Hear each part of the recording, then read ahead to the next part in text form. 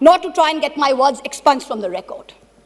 The sacred cow that was the judiciary is no longer sacred. It stopped being sacred the day a sitting Chief Justice of this country was accused of sexual harassment, presided over his own trial, cleared himself, and then proceeded to accept a nomination to the upper house within 3 months of retirement, replete with Z+ security cover. The judiciary stopped being sacred when it chose to squander the greatest opportunity that any bench of the highest court of this land has ever seen, to reinforce the founding principles of our democratic republic and to uphold the rights enshrined in Part 3 of our Constitution.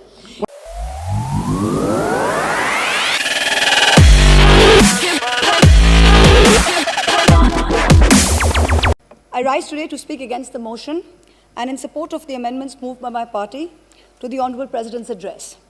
Far too many of our fellow citizens today languish in jail or bear the burden of judicial and police harassment simply for asking questions of this government or choosing to voice an opinion on the state of affairs in our country. So I, as a parliamentarian, garbed in parliamentary privilege, now choose to use this platform that the people have given me to ask the questions that the people want to ask and to give voice to their thoughts, so that this government may know that arresting, attacking, and repressing voices will not hold. I trust my honourable colleagues on the treasury benches will not shout me down, that you, Mr. Honourable Chairman, sir, will let me speak for the entirety of my allotted time, and that Lok Sabha TV, paid for by taxpayers' money, will not turn the screens off. The American journalist Elmer Davis's words about the United States are just as relevant to the celebration of the 72nd anniversary of the birth of our republic. That this republic was not created by cowards, and cowards will not preserve it. So today, I speak of cowardice and courage, and of the difference between the two. Of those cowards who hide behind the false bravado of authority, of power, of hate, of bigotry, of untruths, and dare to call it courage. After all, this government has turned propaganda and disinformation into a cottage industry, whose biggest success is the recasting of cowardice as courage. I will lay out various instances where this government has demonstrated courage. The government claims it has shown courage to bring in a law that questions on arbitrary parameters who is or who isn't an Indian. The Citizenship Amendment Act was passed in 2019 in this House on the pretext of granting citizenship to persecuted Hindus and other minorities in neighboring countries. At the same time, it threw into an abyss of insecurity millions of Indians who had been living in this land for generations. But the rules by which this act will be implemented were not yet prepared by December 2020, according to the Ministry of Home Affairs. The deadline has yet again been extended till April 2020. If indeed this government cares so much for those persecuted in neighboring countries, why does it miss deadline after deadline to notify these rules? And meanwhile, very many of us have mustered the courage to tell the government, "Kagaz nahi dikhayenge." Trying to exert central influence over Shantiniketan, Tagore's haven, is not enough to change your colors. Only a small portion of Jana Gana Mana was adopted as our national anthem. I urge the government to read the rest of it. Maybe it will help you understand Tagore, as you call him, and Bengal a little better. My colleague, the respected floor leader of the Congress party, happened to also quote these very words. But I think repeating them over and over again would do our nation some good. Ahoraho tabo aobhan procharito shunitabo udaro bani. Hindu, Bauddha, Sikh, Jaino, Paroshik, Musolman o Christiani. Purab poshchimo ashe, tabo singhasono pashe, gahe প্রেমহার হয় গাথা জনগণ ঐক্য বিধায়ক জয় হে. Hail unity, hail religious diversity. The courage to make India, the world's greatest democracy, into a virtual police state whereby a single dubious complaint, both an eminent member of this House as well as one of India's most veteran journalists, is charged with sedition. The courage to try and take over every state government by hook or by crook, whether you have won the popular mandate or not. You claimed you were wedded to constructive cooperation and cooperative federalism. Instead of partnering with state governments, you try and muscle them out at every opportunity. Does the ruling party wish that its legacy be that it governed the largest democracy in the world, or that it imposed a one-party rule in India? Ask yourselves. The courage to announce a national lockdown at only 4 hours' notice, causing untold misery, countless deaths, the sight of thousands walking for hundreds of miles with no food or money. This government spent less than 2% on social transfers, in contrast to OECD countries who spent 20%, and 6% which was spent by middle-income countries. The courage, no, the brazen audacity to announce an economic rebound? India was the single worst performer among developing countries in the year 2020. Even if we believe this government's economic survey, the economy was lower by 7.7% in 2020 and will rise by 11% in 2021. So in effect, by 2022, that is over a 2-year time span, the economy will be flat, just at the 2019 GDP number. The survey proclaims that growth is the biggest poverty alleviator. Honorable members of this House, we are going to have no growth for 2 whole years. I don't understand the celebration. I come from a rural constituency and a source for migrant workers. The distress in the MSME sector is real. This rebound is one where large, strong enterprises have become stronger. It is not V-shaped, it is K-shaped. 1% of rich and successful citizens have become richer, and the pains of the MSMEs have only increased. The government had the courage to say that it gave 1,13,000 crores via the direct benefit transfer scheme, only to take the same money away from those very same people and the middle class in the way of increased cess on petrol and diesel. We are not a nation that is growing and sharing its wealth. We seem to be a nation that is only finding ways to share our poverty. The hype today is that post-budget, the Sensex jumped. In a country where only 6 crore people pay taxes, only 4.6% of the total population, how many do you think are invested in the Sensex that they should jump for joy when the Sensex jumps? The courage to use the official channels of the Ministry of External Affairs to respond to social media posts by an 18-year-old climate activist and an American pop star, where not even one single ministry has been deputed by this government to try and look out for the food, water, and basic sanitation needs of the farmers and their families who have been camping at the border for almost 90 days. And finally, the courage to bring in 3 farm laws when the opposition, farmers across the country, as well as the government's oldest ally, warned it was unacceptable. I wish to remind this government that India, under Prime Minister Lal Bahadur Shastri, committed 3 things to Sant Fateh Singh, the Akali leader. The creation of a Punjabi-speaking state, open-ended public procurement, and an assured return on agricultural produce. These farm laws threaten to snatch away 2 of these guarantees. These laws were arrived at without consensus, tabled without scrutiny, and rammed down this nation's throat with the brute force of the Treasury benches. They have firmly established this government's motto of brutality over morality. And everyone else in this country has been portrayed as a coward or a terrorist, from the farmers to the students to the old ladies of Shaheen Bagh. You say you have courage. You claim you have done so many things that no other government before you has done. Yes, that is true. In true fascist fashion, you have made every act of pettiness, of vengeance, of hate, of bigotry, a part of your narrative of courage. The reason no one has done it before you is not because no one had the courage, but simply because it was not the right thing to do. Has that thought ever struck you? And India's tragedy today is not just that her government has failed her, but that her other democratic pillars, the media and the judiciary, have failed her too.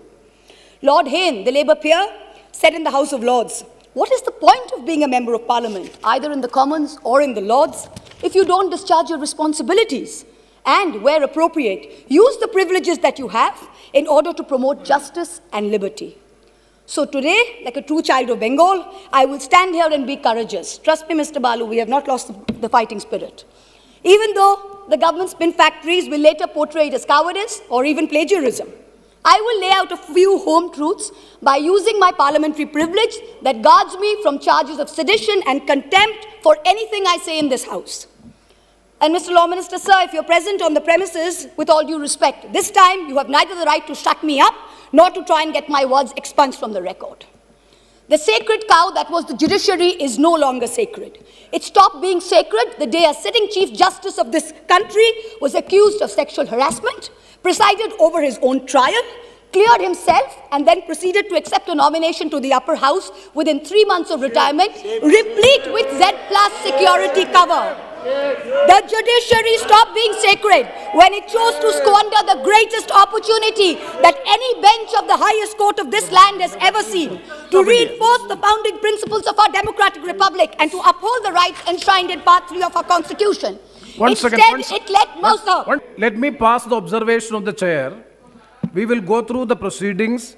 If anything, it is affecting the higher authority and anything which is unparliamentary, definitely it will be looked into and it will be corrected. Please try to avoid such observations. No, sir. Okay. Sir, it is extremely important that I not only not avoid the, please, sir. It is very important that I not only not avoid them, but I bring them up, because I did not accuse the honorable gentleman of sexual harassment. Please. Somebody else did. A trial happened which he presided over. Number one, let me put it on record. I did not. It is a matter of great shame that someone sitting in the Chief Justice of India's chair, to which he had been appointed by the President of India, was accused of such a horrible act. I did not do it. Please. Instead, let migrants walk to their repeating deaths. the charges. Please, Let please, our please. greatest It should not be activists done. and modern It freedom should not be done. fighters rot in jail. She is repeating the And it charges. now sits back as She a is news not obeying the spectator. order. Chairman When I am sir, a she is critical not joke. obeying the order. Chairman sir, she is not obeying the order. Again, she is repeating. See, anything objectionable will not be there on the records. Please. Sir, Yes, yes. sir, Obeying the order of the chair also. No, anything She is again repeating the same charges against the Chief Justice of India. sir, Please, is please. it on? Sir, I have already. excuse me, sir. Please, Mao Maitra ji, please be Excuse seated. me, sir. Please. Sir, you are welcome. Sir, Heidi. Mao Maitra ji, Hello. you have already made your observation. Yes, sir. Please, Let me continue with my speech. Please Let have the me- patience. Please let- have the patience to Yes, hear the sir. chair, please. Yes, sir. Please, Let me please. continue. See, the matter is there is. Let me continue my speech, No, sir. please, Mr. you Chairman, please sir. wait. Thank you. Don't be so. Instead, What, madam? the judiciary stopped being sacred when it chose to squander the greatest opportunity Point of order. that Yes. any bench of the highest court Hello, of sir. this Mao land has ever Maitra seen. Mao Maitra ji, please address to the chair. Please hear the chair. Please be seated. Please be seated for 1 second. See, the matter, yes, 352(5). 356. I am calling 356. Yes. 356. The Speaker, after having called the attention of the House to the conduct of a member who persists in irrelevance or in tedious repetition, either in own arguments or the arguments used by other members in debate, may direct that member of discontinue the speech. Again, she is repeating, sir. Yes. आपके observation के बाद again she is repeating. Nishikant Dubey ji, wait. Nishikant Dubey ji, we have already disposed of the issue. Yeah. See, if anything objectionable to the higher authority regarding the Chief Justice, any allegation is there, please. Definitely the chair will go through. Please. The chair will go through the proceedings. If anything is objectionable, definitely it will be expunged. Yes, please continue and please don't repeat it. Sir, the judiciary stopped being sacred when it chose to squander the greatest opportunity that any bench of the highest court of this land has ever seen to reinforce the founding principles of our democratic republic and to uphold the rights enshrined in Part 3 of our Constitution. Instead, it let migrants walk to their deaths, it let our greatest activists and modern fighters rot in jail, and it now sits back as a mute spectator when our young are prosecuted for cracking a joke. The judiciary seems to have forgotten the constitutional principle of separation of powers, that Parliament and Parliament alone can legislate. If something is bad in law, then the courts can strike it down or stay it on grounds of unconstitutionality. But unless it is so, the courts must do nothing. The government alone must face the consequences. If the government has brought in the farm laws which are not acceptable to people, then either the government will repeal the laws or the courts or the people will vote the government out. We urgently need the sagacity and courage shown by the high courts during the emergency when they delivered ADM Jabalpur and like decisions. The Supreme Court, unfortunately, is failing the common citizen and is being perceived as protecting the privilege and, ironically, only itself.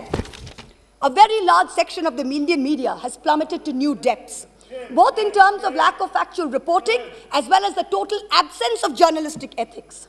And yet, even when the bar is so low, the WhatsApp chat leaks detailing correspondence between a large government-leaning media channel and the head of the TV ratings agency exposed the utter filth and the crony capitalism that, ironically, this government claimed to be saving us from. What is left of the resilient media is being targeted with the provisions of the UAPA and other draconian laws. You keep taunting the Congress about the emergency, but India today is in a state of undeclared emergency. But the government has miscalculated. There is a fundamental difference between cowardice and courage.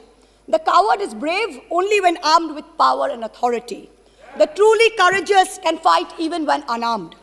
Do not forget this. Do not forget this when you tell the authorities in Ghaziabad to clear the protest site overnight with the help of the police and the bureaucracy. You are not being courageous. You're a coward wielding power. The truly brave came in droves from villages wielding nothing but the belief that their cause is just. Only They one were speaker? propelled. One speaker. They were propelled by the spontaneous tears of their leader, not by the force of their water cannons. Do not forget this when you block the roads and cut the internet off in 17 of Haryana's districts. You are not being brave. You are a coward wielding power. The state of Haryana gives 10% of India's air force and contributes to 11% of the total strength of the Indian Navy. Its people can neither be termed anti-national, nor terrorists, nor gaddars. Do not forget this. When a peaceful 60-day movement is insidiously hijacked and then you slap FIRs on Punjab's farmers. You are not being courageous. You're a coward wielding power. Bhagal Singh and Jassa Singh Ahluwalia, leading their missiles, captured Delhi way back in 1783 from the Mughals. Their descendants do not lead a lesson in courage from those who captured Delhi only in 2014. Tagore, in his poem, Bondi Bir, the Captive Warrior, an ode to Sardar Banda Singh Bahadur, wrote, Eshe sheshe ekdin, jibon mrittu pai bhritto, chitto bhabonahin, eshe sheshe ekdin. That momentous day has arrived. In the 125th year of Subhash Chandra Bose's birth, the central government has made every attempt to hijack Netaji's legacy and weave it into their own fake, narrow narrative of courage. But this nation needs to know that Netaji had two clarion calls, both embodiments of his courage and his spirit. One was the salutation, Jai Hind. Today, this government has replaced this national greeting with a narrow religious chant that it uses as a war cry to heckle, to bully, and to always remind the minority about who's in charge. Netaji's second call was Delhi Chalo. Chalo Delhi. This government falls over itself to pay lip service to Netaji. But in truth, you block the borders in Singhu, in Ghazipur, in Tikri with walls and spikes for all those who actually want to come to Delhi to tell you that much like Subhash Chandra Bose, they too will not accept any halfway house. Netaji told us never to lose faith in the destiny of India, and it is not India's destiny to be ruled by cowards. The time has come for us all to show courage. Please conclude. गिरते हैं शहसवार मैदान जंग में, वो तिफल क्या गिरे जो घुटनों के बल चले? Repeal or nothing.